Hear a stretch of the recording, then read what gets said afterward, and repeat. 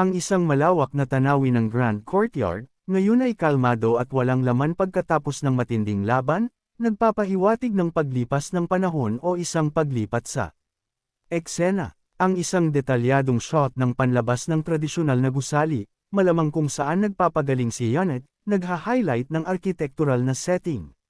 Si Janet ay nagising sa kama na mukhang tulala at nag-iisip. Si Janet ay umupo sa kama na nag-uunat at nagreklamo.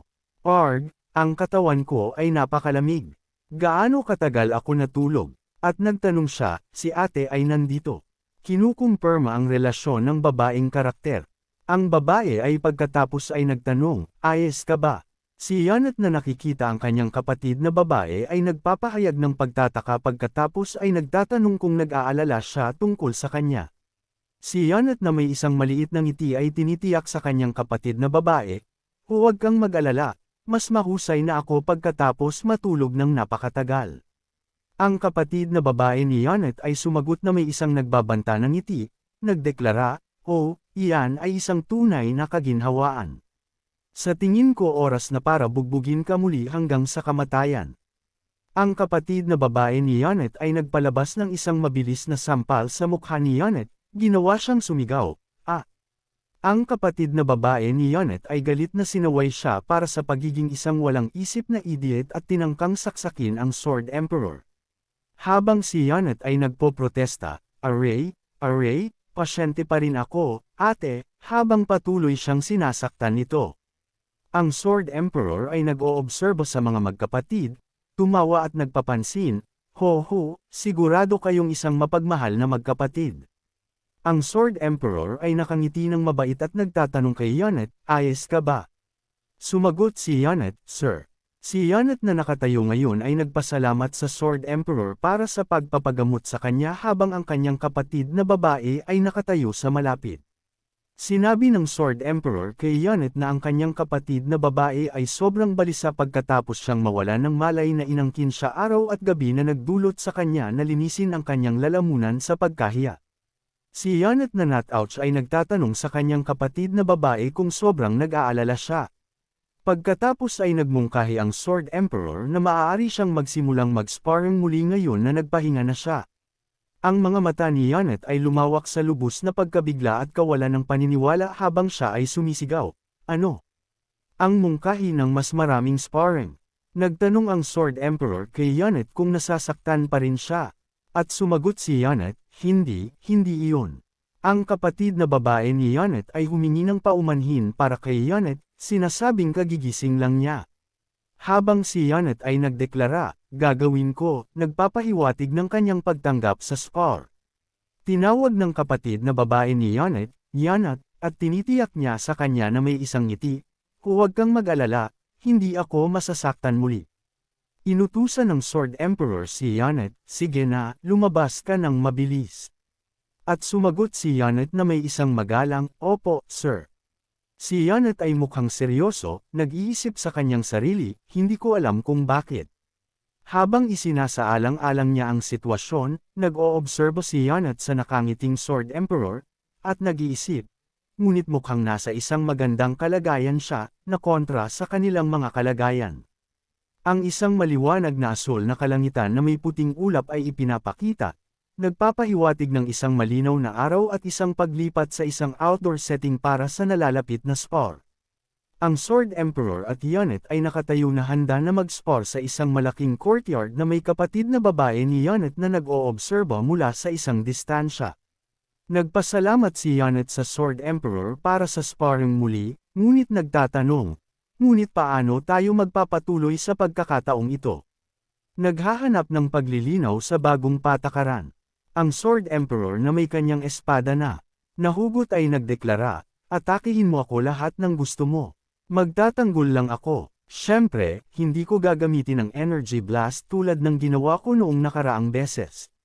Napagtanto ni Janet, "Nakikita ko, dahil ang huling spar ay mas tungkol sa isang taya kaysa sa isang pagtuturo, gusto niya na turuan ako ng maayos sa pagkakataong ito." Si Janet ay nagpapalakas na may isang asul na aura at gumawa ng isang fighting stance, may kumpiyansa na nagsasabing, "Naiintindihan ko."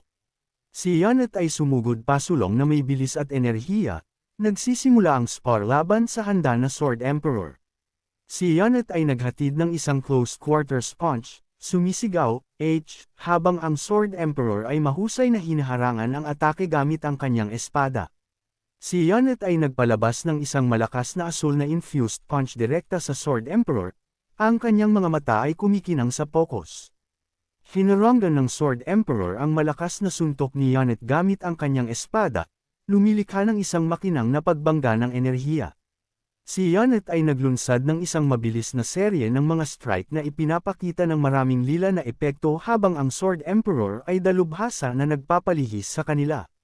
Si Yoneth ay nagsagawa ng isang mabilis na enerhiya na infused kick na nagpapakita ng kanyang liksi at striking power. Ipinagpatuloy ni Yoneth ang kanyang walang humpay na pag-atake na may isang barrage ng mga suntok at sipa laban sa nagdedepensa na Sword Emperor. Nahuli ng Sword Emperor ang binti ni Yoneth, nagpapansin, ang iyong mga galaw ay magaan at mabilis. Kinikilala ang kasanayan ni Yoneth. Si Yoneth ay ngumingiwi, naglabas ng isang masakit na sigaw. Habang ang Sword Emperor ay mahigpit na hinahawakan ang kanyang binti. Si Yoneth ay tinangkang yumigdad, nagpapakita ng kanyang liksi habang lumalayo siya mula sa Sword Emperor.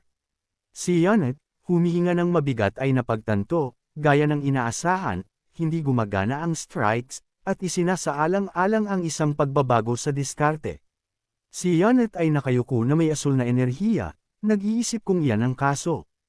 Habang naghahanda siya ng isang bagong diskarte, si Yoneth ay lumilikha ng maraming epekto ng enerhiya sa lupa, nagpapahiwatig ng isang makapangyarihang ground-based technique. Si Yoneth ay tinangkang gumawa ng isang wrestling tackle sa Sword Emperor, nakikipag-ugnayan sa kanya sa isang iba't ibang anyo ng labanan. Si Yoneth ay nagpumilit, iniisip, lintik, hindi siya gumagalaw kahit na ginagamit ko ang aking buong lakas. Nabigo sa resilience ng Sword Emperor, nag-iisip si Yoneth tungkol sa hindi sumusuko na depensa ng Sword Emperor, pakiramdam niya ay, para akong nagtutulak laban sa isang malaking bundok. Ang Sword Emperor ay madaling sinangga ang tackle ni Yoneth, nakita itong, medyo bago, habang si Yoneth ay bumagsak, sumisigaw, "Og!" Pinuri ng Sword Emperor ang fighting style ni Yoneth, na nagsasabing, maaaring mukhang simple sa isang tingin, ngunit napaka-praktikal sa mga laban at may sistematikong paraan ng paggalaw. Kung saan si Yoneth ay sumagot na may isang nagpapasalamat, "Haha, salamat." Ngunit si Yoneth ay mukhang nagulat habang ang boses ng Sword Emperor ay nagsasabing, mukhang sobra kang nakadikit sa hindi kumbensyonal na pakikipaglaban mo. Ang Sword Emperor ay nakatayo kasama si Yoneth sa courtyard, ipinaliwanag, naramdaman ko ito ng sigurado sa spar na katatapos lang natin. Tiyak na nagsaliksik ka at nag-train ng husto sa mga galaw mo na naglalayo na ibagsak ang iyong kalaban ng epektibo. Si Yoneth ay nakikinig habang ang Sword Emperor ay nagpapatuloy na napapansin na karamihan sa mga martial artists ay hindi makakaya iyan. Ang Sword Emperor ay may hawak ng kanyang kumikinang na espada at nagpapaliwanag ngunit, hindi yun gagana sa mga martial masters, na ang Sword Emperor na napapalibutan ng lila na enerhiya ay nagtapos ng kanyang pag-iisip, supreme peak at sa itaas, habang siya ay nakatayo sa tapat ni Yoneth. Ang Sword Emperor ay nakaposisyon sa kanyang espada at nagtatanong kay Yoneth, handa ka na bang itapon ang mga galaw mo? Si Yoneth ay nakatayo ng tahimik na pinag-iisipan ang katanungan ng Sword Emperor, upang malampasan ang gayong mga tao. Inulit ng Sword Emperor ang kanyang makabuluhan na katanungan kay Yoneth. Handa ka na bang itapon ang mga galaw mo? Ang pagpapahayag ni Yoneth ay nagpapakita ng malalim na pag-iisip habang ang huling salita ng Sword Emperor ay nakabitin sa hangin, upang malampasan ang gayong mga tao. Si Yoneth ay nagsimulang sumagot sa Sword Emperor, bumubulong, "Ako ay." Si Yoneth ay tumingin sa Sword Emperor at inaamin ang kanyang kawalan ng katiyakan, na nagsasabing, hindi pa sigurado. Tumatanggap ang Sword Emperor ng matapat na sagot ni Yoneth, nagkomento, "Sigurado akong sinuman ay mabibigla pagkatapos marinig ang sinabi ko, ngunit dapat mong tandaan ito." Ang Sword Emperor ay nakatingin sa malayo, tinuturuan si Yoneth, "Ang sandali na iwan mo ang mga obsesyon na mayroon ka para sa iyong martial arts." Si Yoneth ay nagreaksyon na may pagtataka habang ang Sword Emperor ay nagbubunyag. Malalampasan mo ang hindi kumpleto na Supreme Peak na kinakaharap mo ngayon. Nagtanong si Yanet sa Sword Emperor, alam mo na. Ang Sword Emperor ay tumawa, sumagot, hoho, syempre alam ko. Kapag naabot mo ang level ko, nalalaman mo lang. Ang kapatid na babae ni Yanet ay sumingit, nakaharap sa Sword Emperor at nagtatanong, isang incomplete Supreme Peak. Ano ang ibig mong sabihin? Ang Sword Emperor ay nakangiti ng mabait sa kapatid na babae ni Yanet, ipinaliwanag, well, sinasabi ko na ang iyong nakababatang kapatid ay nakarating sa isang level na hindi niya dapat narating sa kanyang edad. Pinuri ng Sword Emperor si Yanet sa kanyang kapatid na babae, nagdeklara sa kanya na isang tunay na hiyas. Habang si Yanet at ang kanyang kapatid na babae ay nakatayo sa likuran niya, tinangkang ipaliwanag ni Yanet sa kanyang kapatid na babae. Ate, ipapaliwanag ko, ngunit matalim siyang sinisingit nito. Humihingi, bakit hindi mo sinabi sa akin ang isang bagay na ganito kaimportante? Ipinaliwanag ni Yanet, gusto kong sabihin sa iyo, ngunit ang kanyang kapatid na babae ay nagpapahayag ng pagkadismaya. Napagdaanan ko pa ang napakaraming pag-aalaga sa iyo. Medyo dismayado ako, kung saan si Yanet ay mapagpakumbaba na humihingi ng paumanhin. Patawad. Ang isang buong buwan ay nagpapaliwanag sa maulap na gabi na kalangitan, nagpapahiwatig ng pagtatapos ng araw. Si Yanet ay nakahiga sa sahig, nag-uunat at bumubuntong hininga. Hay! Pagod na pagod ako. Si Yanet, mukhang pagod, ay nag-iisip tungkol sa kanyang araw. Kinuha ako ng ate ko sa buong araw. Pagkatapos ay idinagdag niya, hindi ko naisip na ganoon siya kadismayado. Naalala ni Yanet ang mga salita at imahe ng Sword Emperor, pinag-iisipan, handa ka na bang itapon ang mga galaw mo upang malampasan ang gayong mga tao? Iginuhit niya upang itapon ang aking mga galaw. Iyan siguro ang ibig niyang sabihin. Ang sandali na matutunan ko ang mga anyo at makarating sa isang tiyak na level, kailangan kong itapon ang mga anyo upang pumunta sa susunod na level. Ang level kung saan walang galaw. Nakakita rin ako ng isang figure na nagninilay-nilay na may kumikinang na dibdib. Si Yanet, nakahiga pa rin, ay isinasaalang-alang ang payo ng Sword Emperor, nagtataka kung itatapon ko ang aking mga galaw. Hinahawakan ni Yanet ang kanyang kamao sa determinasyon, nagtatanong sa kanyang sarili, makakarating ba ako sa mga level na iyon? Si Yanet ay umupo sa isang kama, nagpapahayag ng kanyang kawalan ng katiyakan, hindi ko alam. Pagkatapos ay nagpasya siyang tumutok sa agarang hinaharap dahil, alam ko ang direksyon na kailangan kong puntahan sa ngayon. Ang imahe ay nagbubunyag na ang Sword Emperor ay dating natalo sa isang spar sa nakababatang kapatid ng manugang ng Patriarch, isang promising na sumisikat na martial artist, sa kabila ng pagbibigay ng maraming handicaps. Si Nanggang Kuo, ang Nanggang Clan's Heavenly Squad Captain, ay may hawak ng isang tasa at nagsasabing tanggihan niya na kilalanin ang martial arts ng tao na dating tinalakay.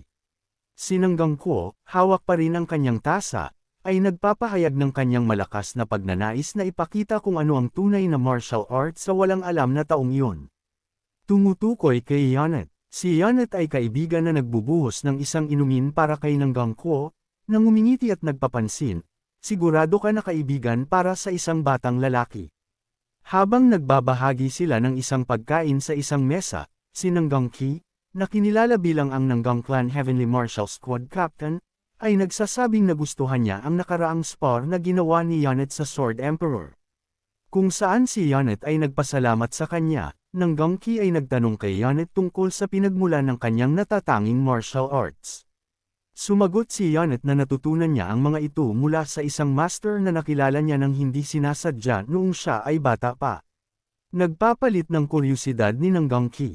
Si Nanggang Kuo ay galit na sinara ang kanyang tasa sa mesa, sumisigaw, paano iyan sa anumang paraan ay martial arts? Ang kanyang pagkadismaya ay maliwanag. Si Nanggang Kuo, mukhang lasing, ay nagtatalo na ang proseso ng spar ay abnormal at nagtatanong kung ang iba ay hindi ito nakita.